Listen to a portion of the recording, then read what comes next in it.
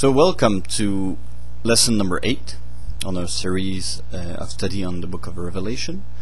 So we're gonna continue our lesson on the firstborn, the church of the firstborn, chapter 12 of Revelation. When there's the woman, there's the first born child, and in the passage in Revelation chapter 12, Michael, the archangel, is mentioned, and Michael is not mentioned very often in the Bible.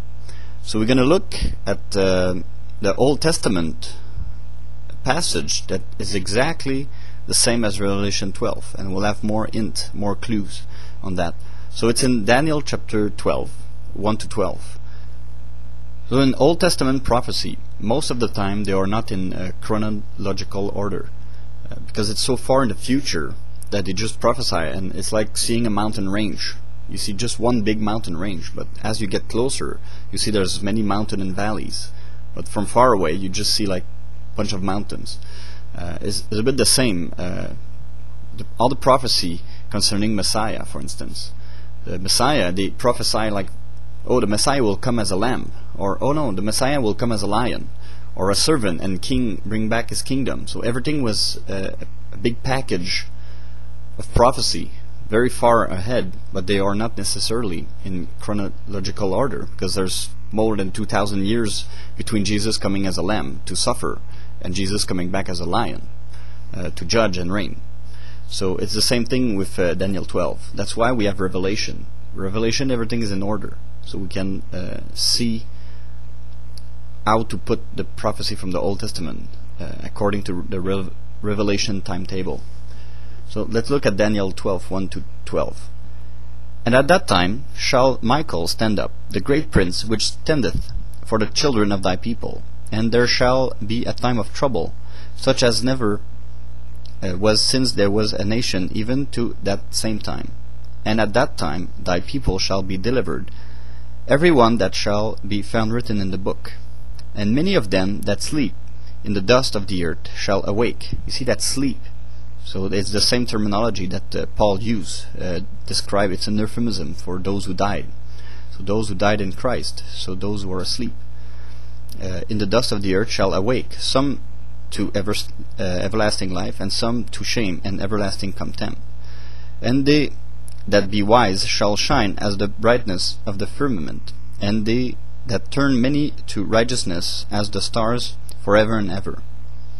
But thou, O Daniel, shut up the words, and seal the book, even to the time of the end. Many shall run to and fro, and knowledge shall increase. Then I, Daniel, looked, and behold, they stood other two, talk about angels, the one on this side of the bank of the river, and the other on that side of the bank of the river. And one says to the man clothed in linen, which was upon the waters of the river, how long shall it be to the end of these wonders? And I heard the man clothed in linen, which was upon the waters of the river, when he held up his right hand and his left hand unto heaven, and swore by him that liveth for ever, that it shall be for a time, times and half. And when he shall have accomplished to scatter the power of the holy people, all these things shall be finished. And I heard, but I understood not. Then said I, O my Lord, what shall be the end of these things? And he says, Go thy way, Daniel, for the words are closed up and sealed till the end, the time of the end. Many shall be purified and made white and tried, but the wicked shall do wickedly. And none of the wicked shall understand, but the wise shall understand. And from the time that the daily sacrifice shall be taken away, and the abomination that maketh desolation set up, there shall be 1,290 days. Blessed is he that waiteth, and cometh to the 1,330 days. But go thou thy way till the end be, for thou shalt rest and stand in thy lot at the end of the days.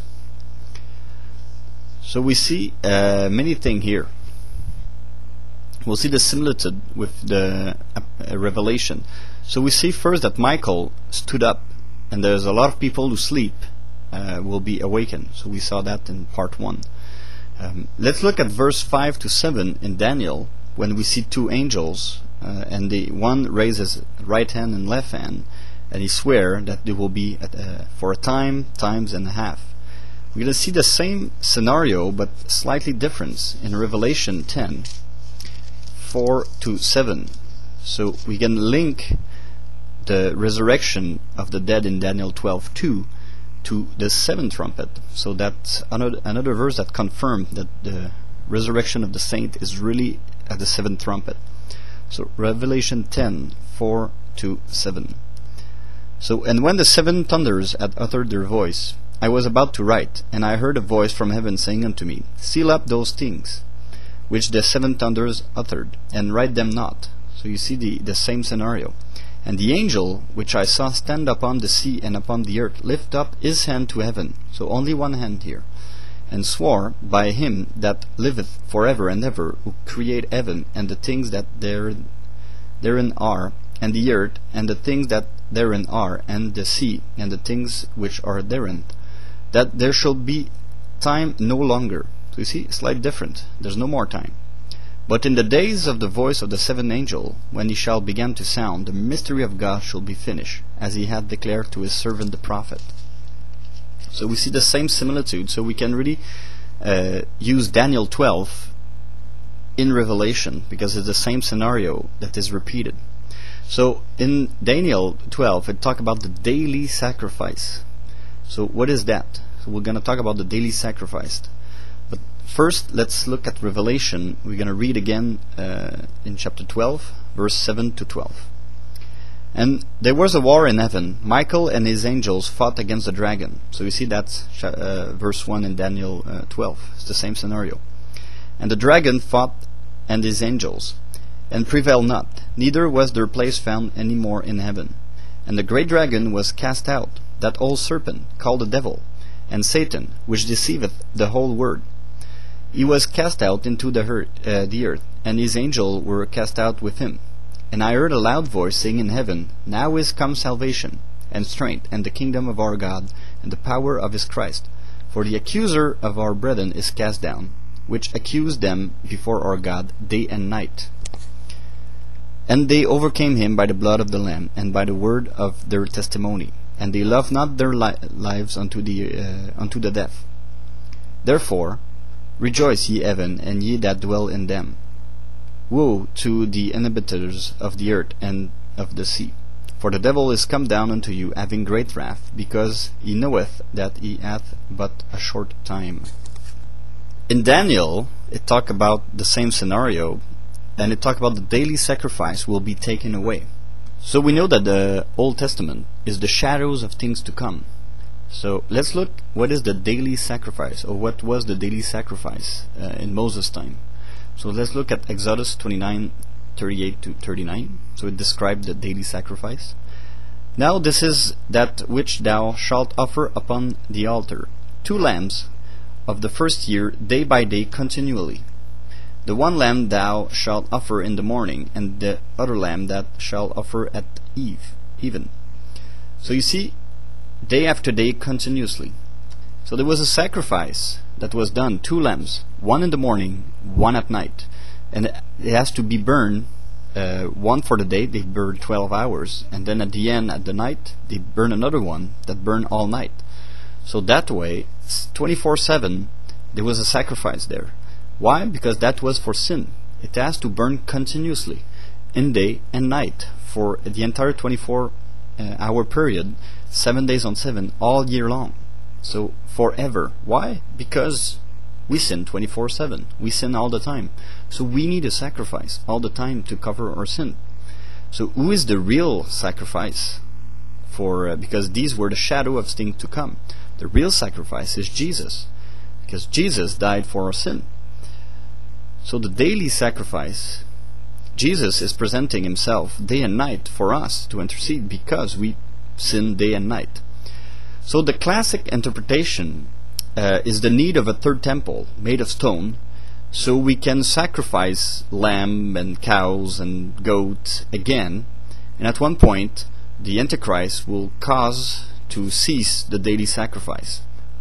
So this interpretation is the earthly point of view that just talk about the shadows of things, but the real sacrifice is already cometh. So we don't need a third temple with new sacrifice to fulfill the prophecy. Because so what is the real daily sacrifice? What is the real temple? Not made of man's hand. If you look at 1 Peter 2, 4 and 5, it talk about the real temple, the real spiritual temple are the believers. So we edify ourselves as living stone. In Ezekiel 40 and Revelation 11, 1 and 2, it talks about the third temple. It talks about the temple. So it's not that explicit that is made of stone, a temple, a physical temple. Look at Revelation 11, 1 and 2. And there was giving me a reed like unto a rod, and the angel stood, saying, Rise, and measure the temple of God, and the altar, and them that worship therein. But the court which is without the temple leave out, and measure it not, for it is given unto the Gentile, and the holy city shall be tread under foot 42 months. So, we see here, there's a temple. So, is it a spiritual temple? Is it a physical temple? Doesn't say, but in Revelation 3:12 it says that those who have overcome, they will be in the temple. There will be a pillar in the temple. So when they measure the temple, it's not necessarily because it's physical, it's because it's complete. When the land belonged to someone, they measure it, meaning it's complete, it's done, it's closed, it's a closed number. But the outer court, it's open. They say don't measure it, it's open. So we don't know the exact amount yet. So you see that point toward the firstborn, which is the temple, because those will overcome, they will become the New Jerusalem, the temple. So we know that the New Jerusalem, it's a closed number. It's all the believers from the resurrection of Christ to the last day, to the rapture. All this is the temple. So it's a closed number. All those will become Christian after, will accept Christ after the last day. We don't know the number yet, so it's open. It's still open. So the outer court that is given to the Gentile. So this is the second born. We're going to see that in the next lesson, actually. So the friends of the groom. So that's what Revelation 11 and 1 and 2 is about. So the daily sacrifice is in the heaven temple, not the shadow, not the one made of stone. If we look at a few verses that talk about the temple, the real one, there's a temple in heaven. If you look at Hebrew 8, verse 5, who serve unto the example and shadows of heavenly things, as Moses was admonished of God when he was about to make the tabernacle.